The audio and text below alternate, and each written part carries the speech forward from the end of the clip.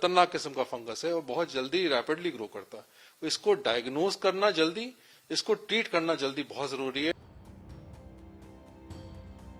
Corona के case अभी पूरी तरह से कंट्रोल भी नहीं हुए थे। हालात को अभी पूरी तरह से संभाला भी नहीं गया था कि फिर से एक खतरे ने दस्तक दी। वो है ब्लैक फंगस। कोरोना से ठीक हो चुके मरीज अब इस नई बीमारी से जूझ रहे हैं। ये बीमारी इतनी खतरनाक है कि लोगों की जान बचाने के लिए उनके शरीर के अंग तक काट कर निकालने पड़ रहे हैं। अब सवाल ये है कि क्या है कोरोना से ठीक होने वालों में इस बीमारी की वजह, क्या है इसके सिम्टम, क्या है इसका इलाज। ब्लैक फंगस आमतौर पर उन लोगों में होता है जिनका शरीर किसी बीमारी से लड़ने में कमजोर होता है। इसके अलावा कई बार स्टेरॉइड देने के कारण भी ये बीमारी हो सकती है। कोविड के बाद जिन लोगों को डायबिटीज थी पहले और वो डायबिटीज आउट ऑफ कंट्रोल चली जाती है बिकॉज ऑफ इन्फेक्शन, उन लोगों को ये चांसेस ज्यादा हैं कि ये फंगल इन्फेक्शन होती है। इस फंगल इन्फेक्शन में क्या हो रहा है, ये शुरू तो नाक और साइनस से हो रही है, लेकिन वो बहुत जल्दी आंख में और ब्रेन में फैलने की कोशिश करती है।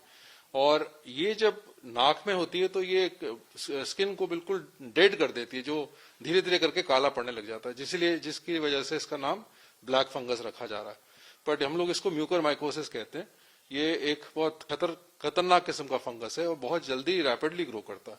तो इसको डायग्नोज करना जल्दी, इसको ट्रीट करना जल्दी बहुत जरूरी है, नहीं तो लोगों की आंखों की रोशनी जैसे आपने बताया चली जाती है और अगर वो आंखों से बियॉन्ड चला जाए तो ब्रेन में बहुत जल्दी से फैलता है। अब से कुछ दिन पहले ICMR ने भी एडवाइजरी जारी की थी। उस वक्त बताया गया था कि जिन लोगों को डायबिटीज है उन्हें ब्लैक फंगस का शिकार ज्यादा होते देखा गया है।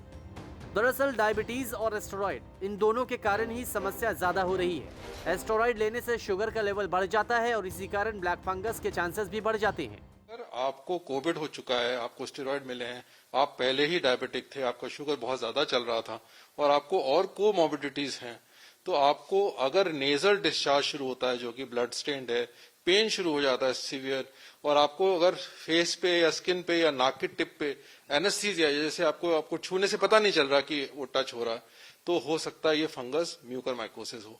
और इसको आप जल्दी से जल्दी दिखवाएं ताकि इसका इलाज अगर टाइमली हो जाता है तो आपको बहुत जल्दी इंप्रूवमेंट। इन्फेक्शन ऐसा नहीं है कि एक से दूसरे को होगा। अगर आप प्री डिस्पोजन जैसे हम लोगों ने पहले डिस्कस किया तो आपको फंगस हो सकता है, पर ये नहीं कि आप इसको फंगस को आप दूसरों को दे सकते हैं। फंगस तो हर जगह प्रेजेंट है, लेकिन ये प्री डिस्पोज पेशेंट्स के अंदर फंगस आता है।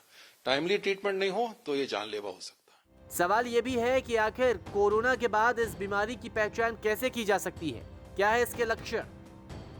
सिर में जोर का दर्द, आंखों का लाल होना, आंख में तेज दर्द होना, आंख से पानी गिरना और आंख का मूवमेंट न होना।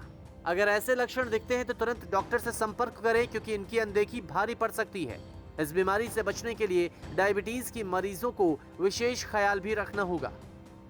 कोरोना से उबरने के बाद ब्लड ग्लूकोज लेवल की नियमित जांच करनी होगी। स्टेरॉइड का इस्तेमाल सिर्फ डॉक्टर की सलाह पर ही करना चाहिए और ऑक्सीजन थेरेपी के दौरान क्लीन स्ट्राइकल वाटर का ही इस्तेमाल अगर करें तो बहुत हद तक इस बीमारी से बचा जा सकता है।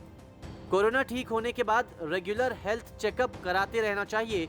अगर फंगस का कोई लक्षण दिखे तो तत्काल डॉक्टर के पास भी जाएं। इससे ये फंगस शुरुआती दौर में ही पकड़ में आ जाएगा और इसका समय पर इलाज हो सकेगा। इलाज में थोड़ी सी भी देरी से मरीज के शरीर का वो हिस्सा जहां ये फंगल इन्फेक्शन हुआ है वो सड़ने लगता है। इस स्थिति में उसे काटकर निकालना पड़ता है और कई बार मरीज की जान भी चली जाती है।